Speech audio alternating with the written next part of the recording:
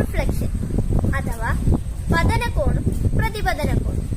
ഇതിനെക്കുറിച്ചാണ് ഇന്നത്തെ പരീക്ഷണം. അപ്പോൾ പരീക്ഷണത്തിനായി വേണ്ട സാധനങ്ങൾ നമുക്കൊന്ന് പരിചയപ്പെടാം.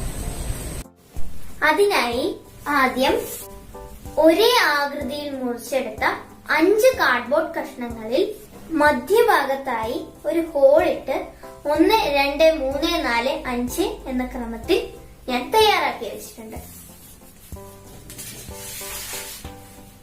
അടുത്തതായി പ്രതിപതനം വ്യക്തമാവാൻ പ്രൊട്രാക്ടറിന്റെ വ്യത്യസ്ത മാതൃക ഞാൻ തയ്യാറാക്കി വെച്ചിട്ടുണ്ട്.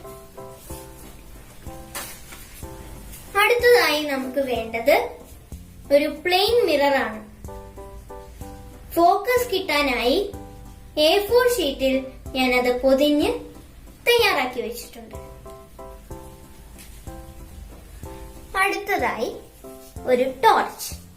ഇത്രയും സാധനങ്ങളാണ് നമുക്ക് ഈ പരീക്ഷണത്തിനായി ആവശ്യമുള്ളത്. അപ്പോൾ നമുക്ക് പരീക്ഷണത്തിലേക്ക് കടന്നാലോ?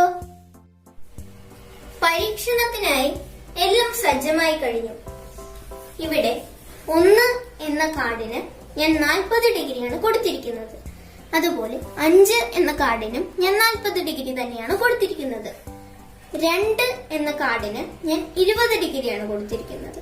അതുപോലെ 4 എന്ന കാർഡിനും ഞാൻ 20 ഡിഗ്രി തന്നെയാണ് കൊടുത്തിരിക്കുന്നത്. പിന്നെ 3 എന്ന കാർഡിന് ഞാൻ നോർമൽ എന്നാണ് എഴുതിയിരിക്കുന്നത്. കാരണം മിററിന്റെ നേരെയാണ് 3 എന്ന കാർഡ് നമ്മൾ വെച്ചിരിക്കുന്നത്. അതുകൊണ്ടാണ് ഇവിടെ നോർമൽ എന്ന് എഴുതിയിരിക്കുന്നത്. അപ്പോൾ നമുക്ക് പരീക്ഷണത്തിലേക്ക് കടന്നാലോ? അതിനായി ലൈറ്റ് ഓഫ് ചെയ്യേണ്ടതുണ്ട്.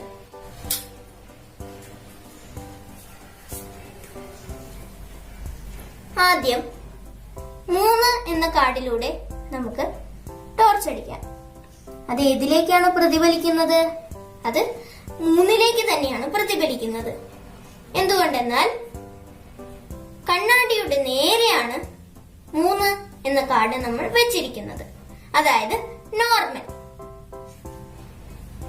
ഇനി നമുക്ക് 1 എന്ന കാർഡിലൂടെ അടിച്ചു നോക്കാം. അപ്പോൾ അത് ഏതിലേക്കാണ് പ്രതിഫലിച്ചു പോകുന്നത്? അത് 5ലേക്കാണ് പ്രതിഫലിച്ചു പോകുന്നത്.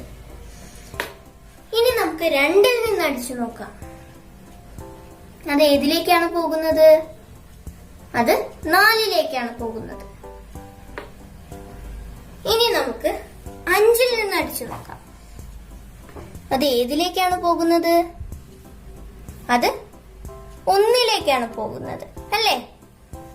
ഇനി നമുക്ക് 4ൽ നിന്ന് അടിച്ചു നോക്കാം. അത് ഏതിലേക്കാണ് പോകുന്നത്? അത് 2 എന്ന കാർഡിലേക്കാണ് പ്രതിഫലിച്ചു പോകുന്നത്. എല്ലാവരും വീഡിയോ കണ്ടില്ലേ? നാം 1 എന്ന കാർഡിൽ നിന്നും ടോർച്ച് അടിച്ചപ്പോൾ എന്താണ് ഉണ്ടായത്?